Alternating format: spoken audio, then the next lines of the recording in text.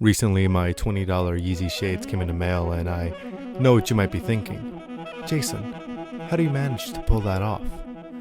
And the truth is, I got my eyebrows done. Originally teased in 2022 in the midst of Ye's collaboration with Gap and Balenciaga, the shades would make their first appearance when Ye made a surprise appearance in Rolling Loud after he had cancelled his headline show. Later on in the year, the YEEZY team would slave away putting this product out in the public eye. They had models and celebrities rock them. They photoshopped it on Queen Elizabeth's face shortly after her death. They were handed out at the YEEZY Season 9 show, and Ye would even wear them during his infamous TV interviews. He would also announce that the shades would be sold for $20.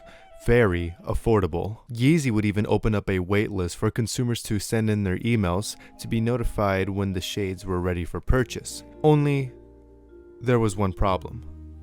The shades never released.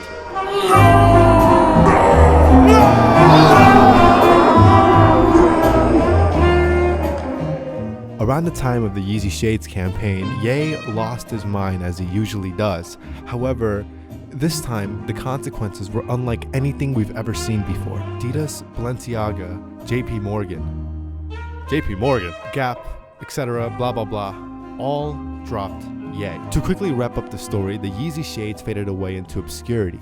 That was until Ye decided to release them on his independent website in 2025. I purchased mine in August, and they took 3 months to arrive.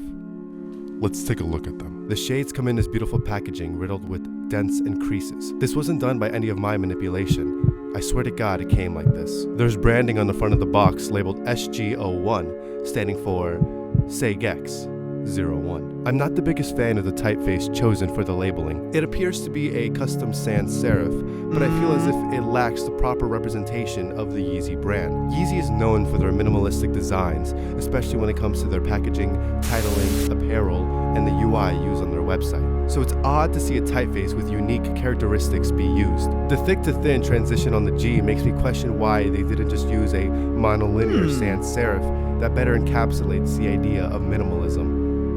But what do I know? I'm just some stupid fucking college kid. Now if we open up the box, we find the shades in a smooth and soft polyester microfiber drawstring pouch. Let's open it and find out what's inside. Wow, would you believe it? It's the YEEZY Shades.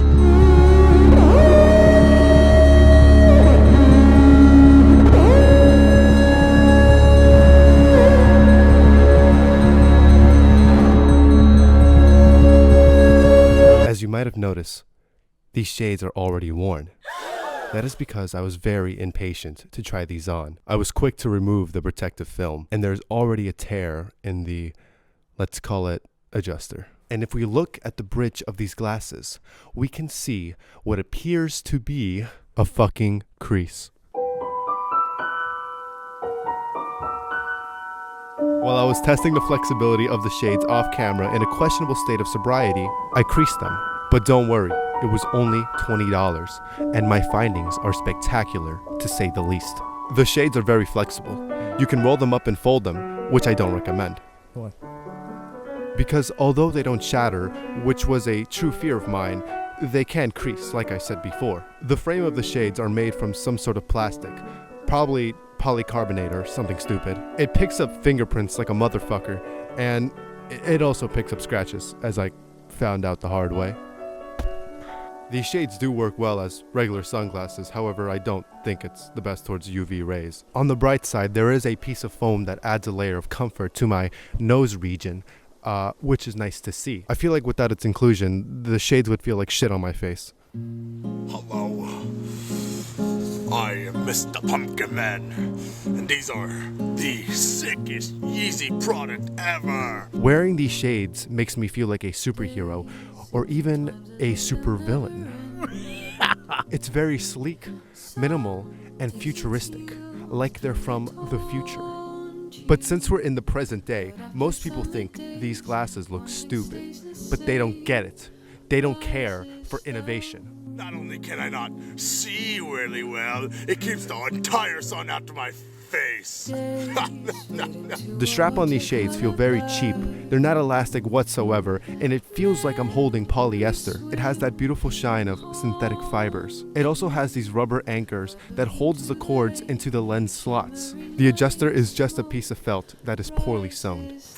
Makes me wanna F my sex drive. Makes me wanna come and rape another pumpkin. The older models of the shades from 2022 seem to be of much higher quality. Hi, Mrs. Pumpkin Lady. No, don't hurt. Yeah, right in there, pumpkin.